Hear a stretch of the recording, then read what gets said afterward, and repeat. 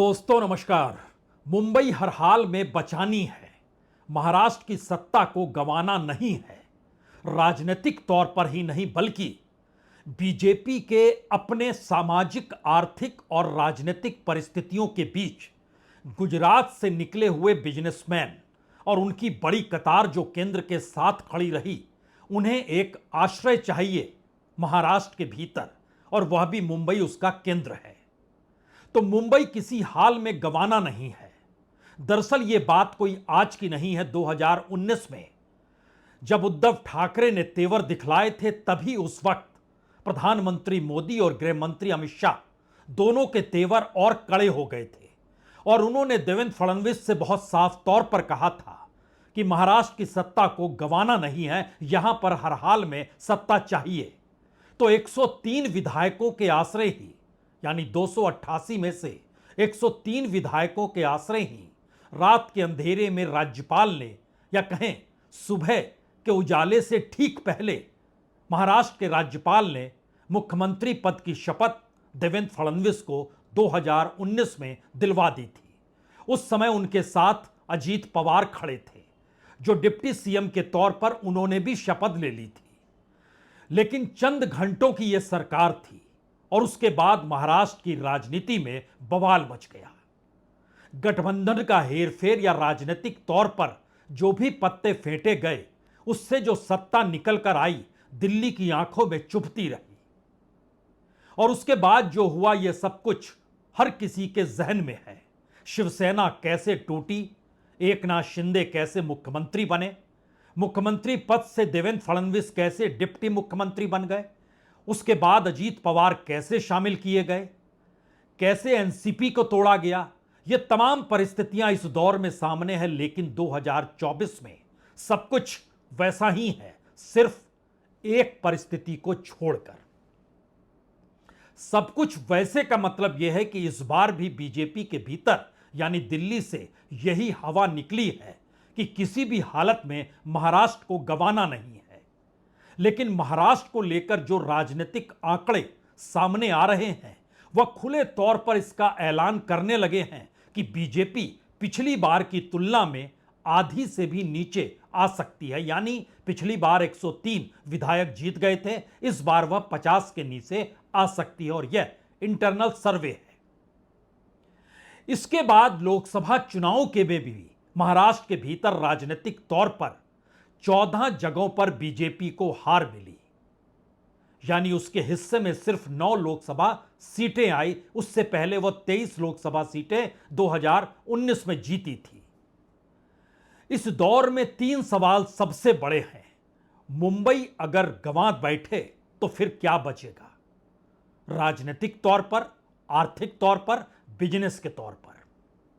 इस परिस्थिति में नागपुर की विचारधारा जो आरएसएस के जरिए चलती है, उसने अगर हाथ खड़े कर दिए तो फिर बीजेपी का सुपड़ा साफ होने में और वक्त लगेगा नहीं, और स्वयंसेवक बीजेपी के उन कैडरों के साथ खड़ा होगा नहीं जो ये मानकर चलते हैं कि संघ महाराष्ट्र के भीतर अलग अलग जिलों में सक्रिय है और राजनीतिक तौर पर बड़ी मदद करता है।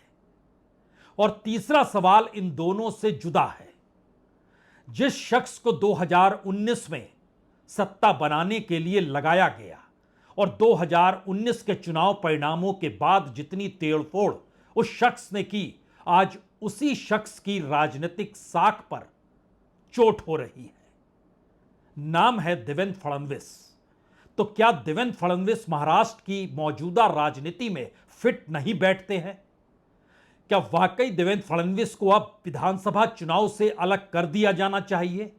क्योंकि राजनीतिक तौर पर जितनी भी तिकड़में उन्होंने दिल्ली के इशारे पर की और राजनीतिक सफलता दिल्ली के हथेली में रख कर दी, बावजूद इसके 2024 के चुनाव में देवेंद्र फडणवीस का सामने रहना बीजेपी के लिए मुश्किल हालात पैदा तो नहीं कर रहा है? यह सवाल इसलिए बड़ा हो चला है क्योंकि आज ही भागे भागे देश के गृह मंत्री हरियाणा का चुनाव मैदान छोड़कर नागपुर पहुंच गए। नागपुर में दोपहर 2:20 पर पहुंचे। बरसात हो रही थी। वहां पर लेने के लिए, यानी उन्हें रिसीव करने के लिए देवेंद्र फडणवीस मौजूद थे। उनके साथ आधे दर्जन नेता भी थे। प्रदेश अध्यक्ष बावनकुले भी मौजूद थे और उनके साथ नितिन गडकरी नहीं थे। वो पहुंचे हैं दरअसल अमित शाह न सिर्फ नागपुर बल्कि अगले 36 घंटों के भीतर उन्होंने सोच रखा है कि हर हाल में विदर्भ हो, मराठवाड़ा हो, पश्चिमी महाराष्ट्र हो, उत्तर महाराष्ट्र हो, तमाम जगहों पर जो भी तहसील स्तर का बीजेपी का नेता है या फिर जिला स्तर का नेता है, सबके साथ बैठकर यह बात को जान ले कि दरअसल बीजेपी का कौन सा चेहरा इस चुनाव में अगुवाई करेगा। उस चेहरे में अगर देवेंद्र फडणवीस शामिल रहेंगे तो क्या यह घाटे का सौदा होगा? और बड़ी बात तो यह है कि आरएसएस के हाथों में लगाम चुनाव प्रचार की सौंपी जाए या ना सौंपी जाए, और सौंपने के लिए जो कोऑर्डिनेटर सर कार्यवाह के तौर पर इस दौर में बनाया गया है, हमारी टीम ने तमाम चीजें निकाली और जानकारी दी कि यह पहली बार अपने तरीके से होने वाला है कि महाराष्ट्र के चुनाव में चुनावी कमान जो है उसमें सर कार्यवाहक अतुल लिमय की भूमिका बड़ी हो जाएगी या आरएसएस की भूमिका भी बड़ी हो जाएगी। दिल्ली मन बना चुकी है कि महाराष्ट्र के चुनाव में देवेंद्र फडणवीस की मौजूदगी नहीं होनी चाहिए। आरएसएस का कहना है होनी चाहिए। और इन सब के बीच जो लिमय साहब बनाए गए हैं, जो आरएसएस से जुड़े हैं, जिनको कोऑर्डिनेशन का काम सौंपा गया है, वो कह रहे हैं कि दरअसल कोई चेहरा सामने रखिए ही नहीं। आपके पास एकनाथ शिंदे है, आपके पास अजीत पवार है, तो आप एक सामूहिक नेतृत्व की परिस्थितियों को सामने रख दीजिए और इससे वो तमाम गुस्से काफूर हो जाएंगे जो मराठा आंदोलन के वक्त निकले। मराठा आंदोलन में सितंबर 2023, याद कीजिए, पहली बार गोलियां चल गई थी, प्रदर्शनकारियों पर लाठी चार्ज हो गया था और उस वक्त भी राज्य के गृह मंत्री देवेंद्र फडणवीस थे जो दिल्ली के आंख के तारे हैं।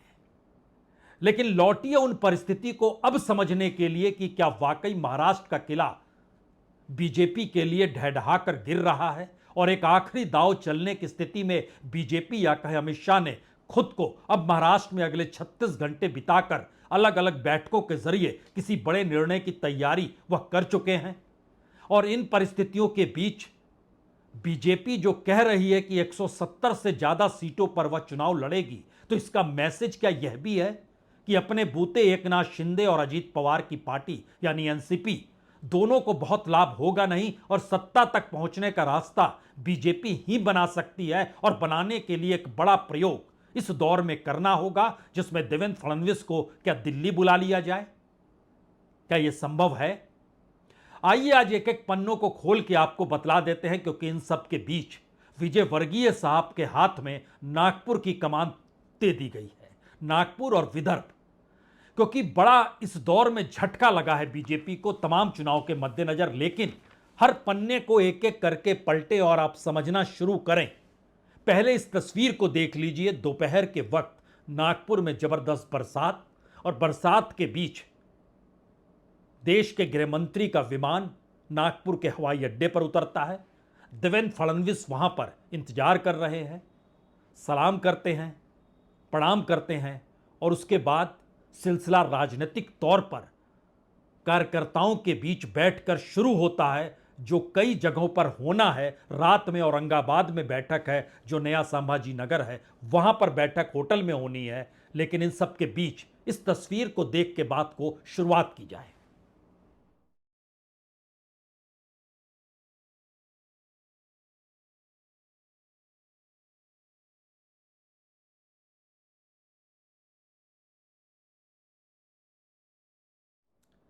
तो ये नागपुर के हवाई अड्डे का दृश्य है और कोई भी पूछ सकता है कि महाराष्ट्र का किला बचाने के लिए जब अमित शाह दिल्ली से भागे भागे नागपुर पहुंचे हैं और अगले 36 घंटों तक उन्हें लगातार कार्यकर्ताओं के साथ मशक्कत करनी है, संघ के साथ बैठक करनी है, जो संयोजक बनाए गए हैं उनके विचार लेने हैं, तहसील और जिला स्तर पर कार्यकर्ताओं को बुलाया गया है और विदर्भ के ही 62 सीटों के तमाम सीटों के जो प्रभारी हैं सभी को बुलाया गया है।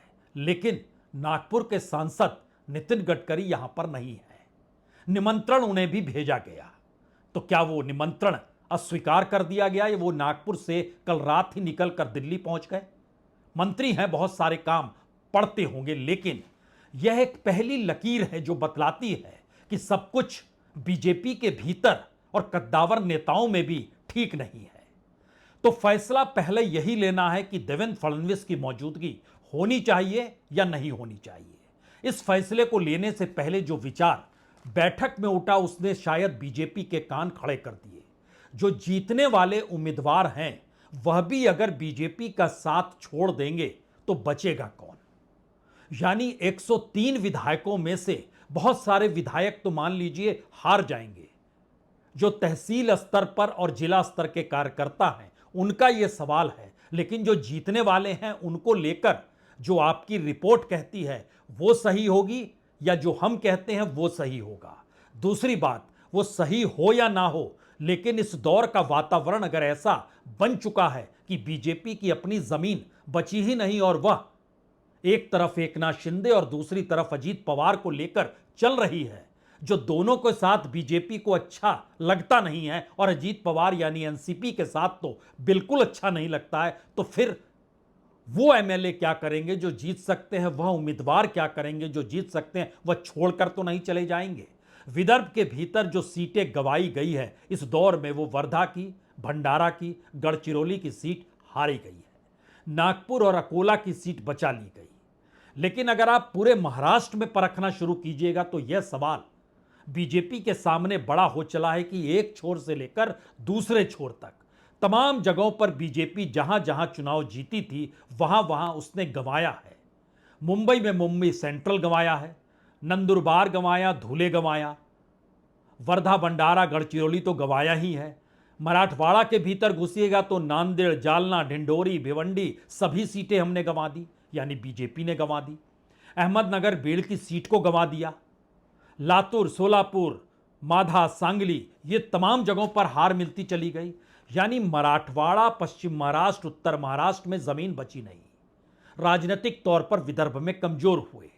मुंबई और पश्चिम महाराष्ट्र के बड़े हिस्से में जहां पर शिवसेना के साथ मिलकर लड़ते थे वह किला बचे रहता, लेकिन अब तो एकनाथ शिंदे हैं तो उनके जरिए कितना किला बचेगा, खास तौर से मुंबई के भीतर, यह भी एक सवाल है। और इन सवालों के बीच तीन बड़े सवाल इस पूरी यात्रा के दौर में बड़े और बड़े हो चले हैं। पहला सवाल तो यही है, क्या वाकई बीजेपी के पास कोई चेहरा नहीं है? अगर देवेंद्र फडणवीस को दिल्ली बुला लेते हैं तो क्या दिल्ली से विनोद तावड़े को महाराष्ट्र भेजा जा सकता है? विनोद तावड़े ओबीसी हैं। मराठा राजनीति पूरे तरीके से देवेंद्र फडणवीस की राजनीति के खिलाफ है। देवेंद्र फडणवीस ब्राह्मण समाज से आते हैं, विनोद तावड़े ओबीसी हैं। मराठा के तौर पर एकनाथ शिंदे और अजीत पवार हैं।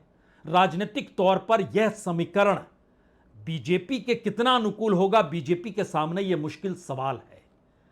एक के बाद एक गंवाते हुए समुदायों के वोट अगर बीजेपी से छिन जाएं और जो गुस्सा शिवसेना और एनसीपी के टूटने के बाद का है वह भी अगर निकल जाए, इन्हीं आधारों पर तो इंटरनल सर्वे ने 50 से भी कम सीटें दी थी। तो यह एक मुश्किल सवाल है और शायद सबसे बड़ा सवाल यही हो चला है कि कौन सा चेहरा होगा, क्योंकि इस बीच में अपने तौर पर बीजेपी मानती है, दिल्ली भी मानती है कि दरअसल देवेंद्र फडणवीस से बेहतर कोई नेता हो नहीं सकता है। लेकिन सवाल तो इस बार वोट का है, राजनीति का है। किसी बेहतरीन पढ़े लिखे शख्स की जरूरत नहीं है। तो इसका मतलब क्या यह मान लिया जाए कि बीजेपी ने जो बिसात 2019 से बिछानी शुरू की, 2024 तक आते आते ऐसे हालात आ गए जहां पर वो पूरे तरीके से महाराष्ट्र में साफ होने की स्थिति में है और अपने ही चेहरों को लेकर वो राजनीतिक प्रयोग करे या ना करे, इसको लेकर वह घबरा रही है, कतरा रही है। इससे के जुड़ा हुआ दूसरा सवाल है, इसकी जरूरत क्यों पड़ी कि आरएसएस के सरकारवाहक अतुल लिमय को महाराष्ट्र चुनाव का कोऑर्डिनेटर बनाया जाए और उनके सुझाव को माना जाए और उसी आसरे महाराष्ट्र के भीतर बीजेपी का कार्यकर्ता राजनीति को करे और समझे। क्योंकि इस दौर में विनोद तावड़े को भी राजनीतिक हाशिए पर तो देवेंद्र फडणवीस की राजनीति लेकर आई और देवेंद्र फडणवीस की राजनीति के पीछे दिल्ली खड़ी थी। दिल्ली के निशाने पर नितिन गडकरी थे। ये त्रिकोण के भीतर एकनाथ खड़से जैसा नेता एनसीपी में चले जाते हैं, पंकजा मुंडे लगातार रूठी रहती है, प्रमोद महाजन की बेटी पूनम महाजन को कोई पूछने वाला नहीं है। यानी राजनीतिक परिस्थितियों में मराठा कोटा का विरोध, उस पर पुलिस फायरिंग होना, प्रदर्शनकारियों पर लाठीचार्ज होना, बड़े बड़े नेताओं का शिफ्ट हो जाना, इन सबसे हटकर यह है कि बीजेपी की अपनी जमीन बची कहां है। और यही सवाल पहली बार बीजेपी को इतना डरा रहा है कि गणेशोत्सव के मौके पर जब मुंबई पहुंचे थे अमित शाह और वहां पर उन्होंने कार्यकर्ताओं से बैठक की तो खुले तौर पर यह संदेश दे दिया गया कि एकनाथ शिंदे शिवसेना का चुनाव चिन्ह जरूर लिए हुए हैं, लेकिन मुंबई सब अर्बन का इलाका, ठाणे का इलाका, यहां तक कि कोकण तक के हालात में जो परिस्थितियां हैं वह उद्धव ठाकरे की राजनीति या उनकी शिवसेना के साथ खड़ी है। आप यहां टिक नहीं पाएंगे और आपको वोट ट्रांसफर उस रूप में हो नहीं पाएगा जो इससे पहले शिवसेना का वोट बीजेपी में आता था, बीजेपी का वोट शिवसेना में जाता था, वो परिस्थिति नहीं बनेगी। और उसकी सबसे बड़ी वजह यह है कि एकनाथ शिंदे के दौर में जो जमीन का खेल शुरू हुआ उसका लाभालाभ बड़े बड़े कॉरपोरेट, बड़े बड़े धंधे वालों को और बड़े बड़े रियल एस्टेट से जुड़े लोगों को जरूर मिला है, लेकिन यह परेशानी का सबब बीजेपी की उस राजनीति के लिए कहीं बड़ा हो गया कि वो करप्शन शब्द अब कैसे ला सकती है अपनी जुबान पर। एक तरफ अजीत पवार हैं और दूसरी तरफ इस दौर में जितने भी समझौते जमीनों को लेकर हुए हैं उसमें धारावी तो एक बड़ा हिस्सा है ही, क्योंकि वहां पर देवेंद्र फडणवीस के दौर में जो बिड की गई थी वो एकनाथ शिंदे के दौर में वो बिड रद्द कर दी गई और नए बिड के तहत अडानी इसको दे दिया गया। उस दौर में दुबई की एक कंपनी थी, उसके हाथ में बिड लगी थी, धारावी उसे रीस्ट्रक्चर करना था, लेकिन इस दौर में अडानी इसके हाथ में है। और इतना ही नहीं, जो पूरा का पूरा नवंबर 2023 में ट्रांसफर ऑफ डेवलपमेंट राइट्स जो था, टीडीआर जो था, उसमें सभी बिल्डर्स को जिस तरीके से कहा गया कि आपको धारावी के प्रोजेक्ट में 40% जमीन खरीदनी है, यह मैसेज और बड़ा हो गया। और पूरे रियल एस्टेट की जो पूरी की पूरी घेराबंदी है वो एक झटके में बीजेपी के खिलाफ हो गई। फैसला एकनाथ शिंदे, उनकी राजनीति, उनकी समझ वो कर रही है। और दूसरी तरफ क्या देवेंद्र फडणवीस खामोश रहे या उसका लाभ बीजेपी को मिलते रहा, यह भी एक सवाल है। लेकिन इसके साथ साथ देखिए, मुलुंड टॉल पॉइंट के करीब तकरीबन 64 एकड़ की जमीन वह भी ली गई कि वहां पर धारावी के लोगों को बसाया जाएगा। 21 एकड़ जमीन कुर्ला में जो state government dairy development department के अधीन थी उसको भी अलॉट कर दिया गया अडानीज के हिस्से में। 283 एकड़ की सॉल्ट पैन लैंड जो है, जो ईस्टर्न सबर्ब में आता है, उसको भी है, वहां भी धारावी का पुनर्वास किया जाएगा, वह भी दे दिया गया। इन सब के बीच विल्सन कॉलेज जिमखाना लैंड जो उससे जुड़ी हुई है, वो जमीन जैन इंटरनेशनल ऑर्गेनाइजेशन को दे दी गई 30 साल की लीज पर। और कोलाबा में 30,000 स्क्वायर मीटर का प्लॉट भी उसी को दे दिया गया। अब परम पूज्य न्याय पद्म महाराज जी का वो पूरा का पूरा जियो ऑर्गेनाइजेशन है जो कि करीब है इस दौर में गुजरात के लोगों के साथ, यहाँ तक कि उसकी पूरी कमेटी के भीतर मंगल सिंह लोढ़ा जो बीजेपी के पॉलिटिशियन है वह भी उसके हिस्से में है, नवीन डी मेहता चेयरमैन है। ये सारे सवाल इसलिए बड़े महत्वपूर्ण हैं क्योंकि राजनीतिक तौर पर महाराष्ट्र की राजनीति को साधने के लिए आर्थिक जमीन जो है उस पर कब्जा करने की जो राजनीति इस दौर में शुरू हुई, उसने पूरी की पूरी सियासत को मौजूदा वक्त में उस जमीन पर हिला दिया है जहां पर बीजेपी के विधायक समझने लगे हैं कि दरअसल साथ रहेंगे तो चुनाव हार जाएंगे। और यह स्थिति क्यों हो गई है और इस स्थिति की काट क्या है, ये दोनों चीजें मिल नहीं पा रही है। और इसीलिए कई सवाल एक के बाद एक उठते चले गए। अलग अलग जगहों पर बीजेपी के नेताओं को मौजूद किया गया।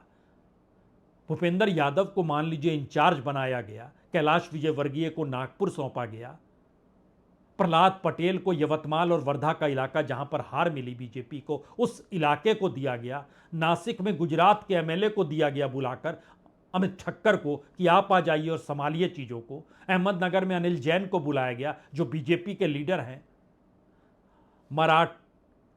औरंगाबाद का इलाका जो संभाजी नगर के तौर पर जाना जाता है, वहां पर राष्ट्रीय सचिव जो बीजेपी के अरविंद मेनन, उनको लगा दिया गया। सबको ही लगे हुए हैं। सीटी रवि पुणे और पश्चिम महाराष्ट्र देख रहे हैं। नरोत्तम मिश्रा को बुलाया गया भंडारा और गोंदिया को संभालने के लिए। ये सारे मैसेज जो निकल कर आते हैं, उसमें बीजेपी अपने तौर पर कैसे खड़ी होगी या नहीं होगी, यह सवाल बाकियों के लिए बड़ा महत्वपूर्ण होगा। लेकिन देवेंद्र फडणवीस की मुश्किल यह आ गई है, कहीं ये उनके कैरियर को खत्म ना कर दे यह चुनाव।